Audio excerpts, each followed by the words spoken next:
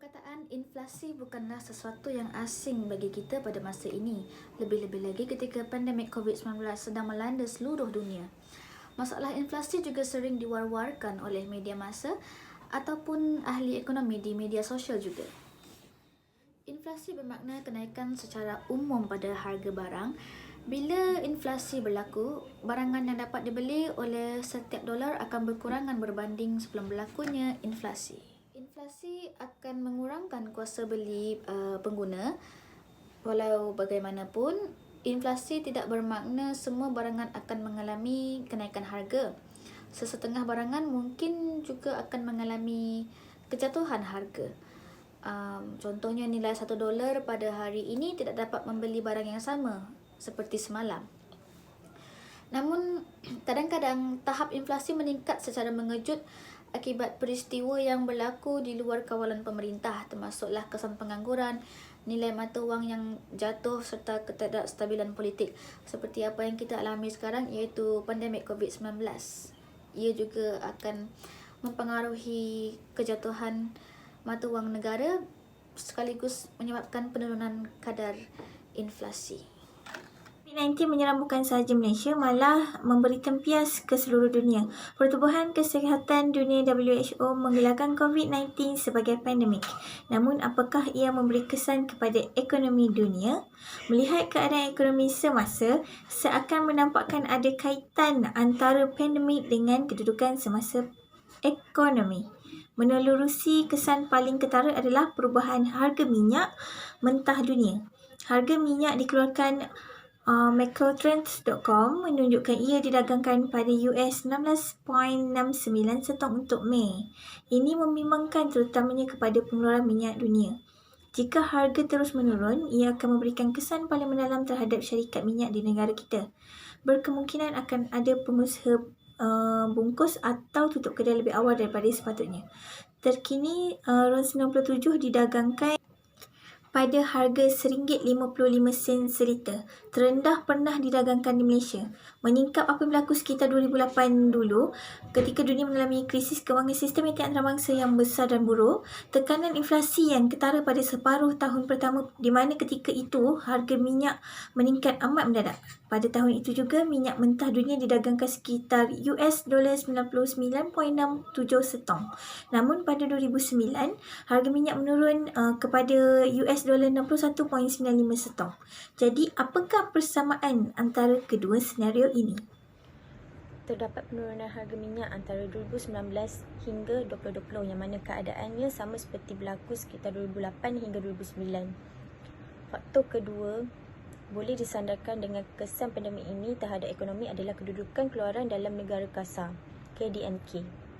Menurut Bank Dunia, KDNK Malaysia diunjurkan pada 4.742% pada 2018, manakala 4.832% pada 2008. Peratusan seakan sama ini menunjukkan seperti krisis kewangan dunia berlaku setiap 10 tahun. Ya, pandemik belum berlaku waktu itu, tetapi kesannya terus dirasakan hingga hari ini.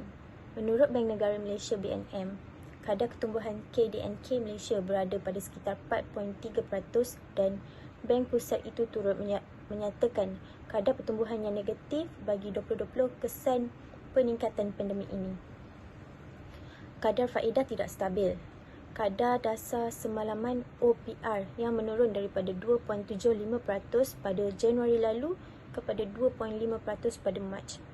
Keperluan rizab berkanun SRR yang tidak menentu bagi tujuan menyelamatkan kedudukan semasa ekonomi. Antara faktor boleh disandarkan antara kesan daripada pandemik ini kepada ekonomi Malaysia, terutamanya dan ekonomi dunia. Faktor boleh disandarkan antara kesan daripada pandemik ini kepada ekonomi Malaysia, terutamanya dan ekonomi dunia secara amnya.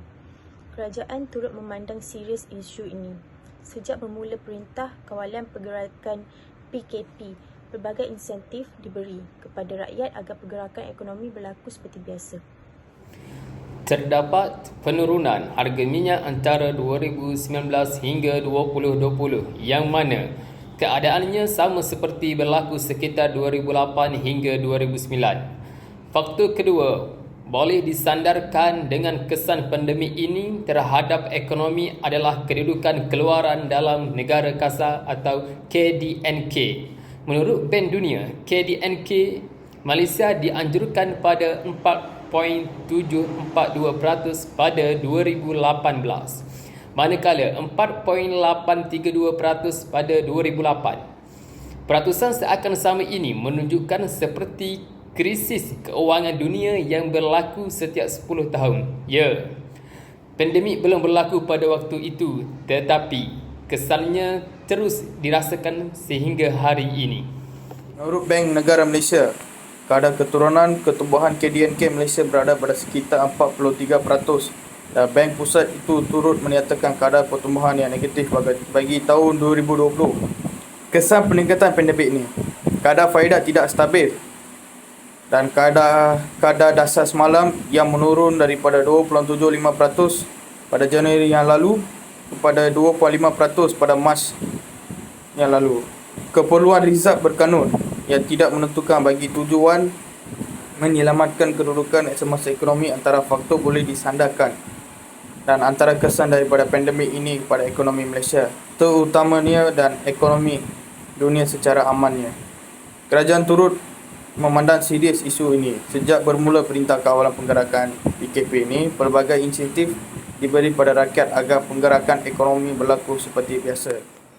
Perintah Kawalan Pergerakan PKP yang dilaksanakan bagi memendung penularan wabak COVID-19 telah memberi implikasi kepada kesihatan ekonomi negara.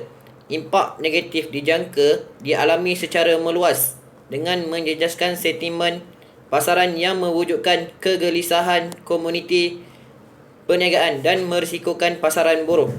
International Monetary Fund IMF mengisytiharkan ekonomi dunia memasuki fasa kemelesetan yang dijangka lebih teruk berbanding krisis ekonomi subprime pada tahun 2008. Penularan pandemik COVID-19 akan mendorong kepada kelembapan ekonomi, seterusnya membawa kepada masalah pengangguran yang tinggi. Malaysian Institute of Economic Research MIER menjangkakan seramai 2.4 juta orang akan kehilangan pekerja di mana 67% daripadanya merupakan pekerja gaji harian dan pekerja kurang mahir. Selain itu, MIER juga menyangkakan bahawa pendapatan isi rumah akan jatuh 12% dan perbelanjaan isi rumah akan turun 11%. Bank Negara Malaysia BNM pula menyatakan jangkaan peningkatan kadar pengangguran sehingga 4.0% pada tahun 2020 berbanding 3.3% pada tahun 2019. Masalah aliran tunai aktiviti perniagaan meningkatkan risiko pengangguran terutama industri perusahaan kecil dan sederhana PKS yang menyumbang lebih 2/3 daripada jumlah pekerjaan di Malaysia dan merangkumi lebih 95% dari jumlah pertubuhan atau syarikat. Antara langkah atau cadangan yang boleh digunakan untuk mengurangkan impak penurunan kadar inflasi daripada pandemik ini. Okey, dia ada empat cara. Yang pertama, kita kena ubah suai dari segi belanjawan. Yang kedua, memperkenalkan pakej rangsangan yang kedua. Dan segi yang ketiga daripada pertukaran negara. Dan terakhir, penangguhan ataupun moratorium dari segi bayaran. Isu dan cadangan untuk penurunan kadar inflasi semasa pandemik COVID-19. Okey, yang pertama, kita hendaklah mengawal wabak COVID-19 dengan mematuhi segala perintah pergerakan kawalan daripada pihak berkuasa yang telah diumumkan oleh kerajaan dan agensi lain. Dan yang kedua, memastikan keperluan asas seluruh penduduk di Malaysia dipenuhi semuanya lah. Yang ketiga, mempertingkatkan jaminan dari segi makanan, minuman dan bahan-bahan asas yang lain. Yang keempat, memelihara kapasiti produktif negara. Dan yang terakhir, mempertimbangkan dasar ekonomi heterodoks. Sekian.